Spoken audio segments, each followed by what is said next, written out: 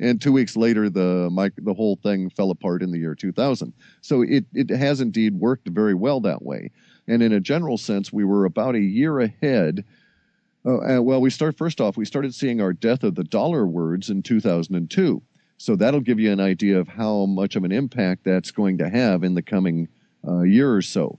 The fact that we had seen it out 7 years in advance of its real first appearance in 2008, 2009, according to your postulate, means it's going to have a tremendous impact.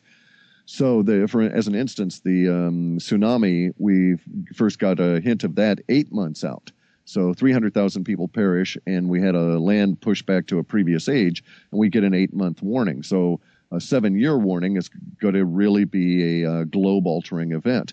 In any event, though, the stock market stuff, we actually were able to peg the day of the most risk to the system, and that later on it came out we were within, the central bank and warfare model for the western part of the planet, was within 3 hours of a meltdown on October 7th. And it was at that, we'd been saying for a year that October 7th would be the particular day of risk, even though the stock market or whatever, the financial system started to appear to come unraveled on the 15th of September of the 2008. The point of maximum stress was October 7th, and then we had a 5-month level of release language, as was forecast. And so again, we're at that same position where our data now is indicating that in the future we have the next phase of this ongoing soap opera of the dollar death, and it will arrive very shortly. Well, I definitely want to get in here a little bit later here, more about not only in terms of the financial situation, but also other events here in the future and so forth. But a few more things I want to ask you before that. How about correlating experiments? How would you say that this is different, or rather, can you use information from, for example, the Noosphere Princeton University project? They have these little eggs that apparently also, in one way or another, help to quote unquote predict 9/11, or at least they picked up something on the event before that. They don't know what it was going to be, but just that it was going to be big and have an impact. Can you look at their data as well and correlate with what you guys do?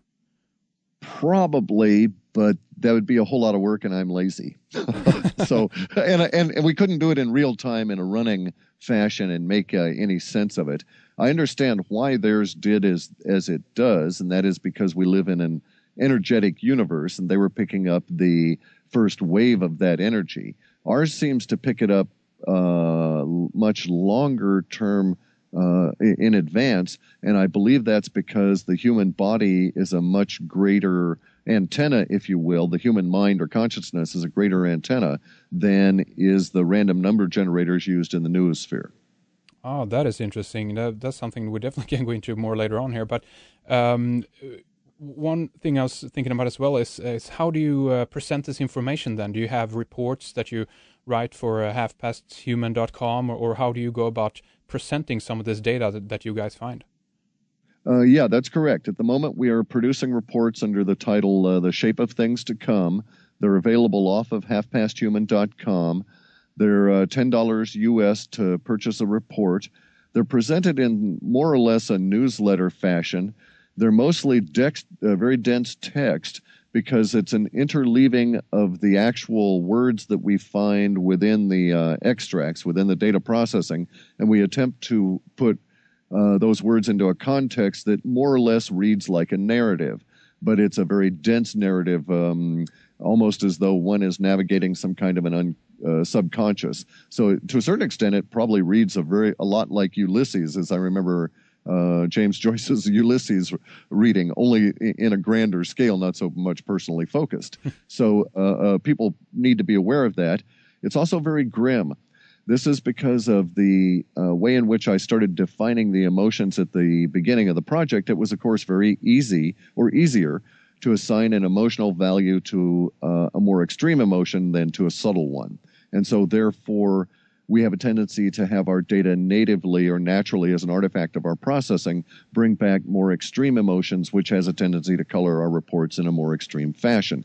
And we find that really rarely does the future present itself in quite that level of extreme, although many of the extreme words we use will indeed show up in the press after the event, knowing them in advance has a tendency to color your thinking. And so, again, you need to be aware of that. In other words, this is as bad as it will get is sort of a subtitle to the reports. There we go. And how often do you guys put out reports approximately? It's working out now at about once every quarter, so once every 3 months or so, because of the amount of work and the reports run about 50 pages of actual interpretation and maybe 1 or 2 charts involved. But as I say, it takes us between 18 days and 3 or 4 weeks of pre-processing to gather the data. So a rather lengthy time involved. But we're trying to, it's not ever going to be able to go to monthly. The best we could probably do would be something every other month. And I don't know that we'll get to that point. Once every 3 months seems to be about right. We can project out 3 months with some confidence, and beyond that with even greater confidence, actually out to about 6 or 8 months. So it gets a nice view. And I find that the data changes over time. It's unfortunately for us, I think Terence McKenna is right, and there's some form of time compression, if you will, as we approach this 2012 business. And as a result of that, there appears to be more events, more data for us to process. So in fact, it may turn out that we're going to have to lengthen the cycle just because of the amount of data.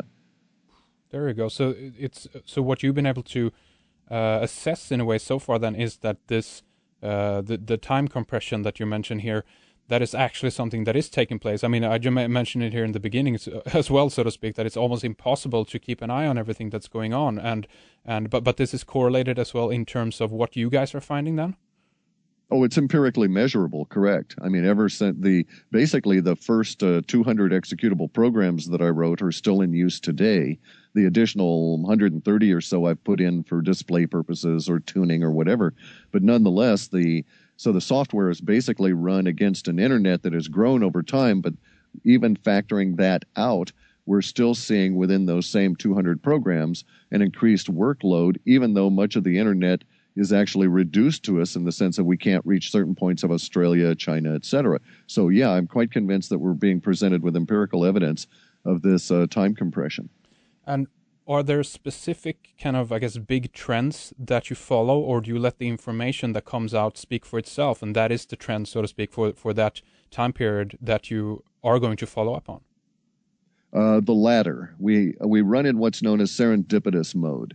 We can run deterministically, so I can take the software and provide it with seed words and only look at certain elements that come back from those seed words, or I can run in the serendipitous mode, which is the way I usually like to do it, just because of the surprise, actually. But to let it go out, find the seed words, then go out and read up to 2,048 words on either side of the seed word, find and extract lexical links from that, and then use those to go off and hunt and bring back another set of words to begin the immediacy data grabs. So it's actually removed from my control as to what the words will be. And it's just up to universe as to where the spiders first encounter them and so on. And so in your view here, to kind of summarize, I guess, what we talked about so far, in your view, is this a way to actually predict the future accurately? I think it's a way to predict the language that will show up in the future, even if that language is wrong. So we have to be very clear about this, and because we're using language to discuss language. But here's really the situation. I feel I can accurately predict what language will be showing up after a particular event in the future. But if that language is distorted or wrong, that's the vision of it that I pick up. So in other words, let's imagine a situation in which the attacks on the Twin Towers in 9/11 were caused by nefarious elements within the shadow government of the U.S. and other international players for the powers that be, and not the greater Muslim Brotherhood or whatever led by Osama. So because everybody in the U.S. is under the impression after the event that this is an attack by Muslim extremists and radical clerics, that's the language I pick up. Whether or not that is true is not something that really shows up within our data. So we're accurate because that language shows up, but we might not be factual. Does that make sense? I'll see what you mean. It's like you know again what's going to happen, but that is based upon the language that it has been described in. Meaning that if you pick up the trends from official news sources, that is the reply, so to speak, that you are going to get back, right? Correct. It's as though we're looking through people's eyes in the future as they read newspapers or whatever about an event. And so whatever it is they're reading is what we pick up, not the reality of that event. And so, which is a little spooky. I never actually figured that this would ever occur this way at all. And it took us some time to determine that was the case. Yeah. And so if we go into here a bit briefly about some of the topics that I definitely want to continue now too with you and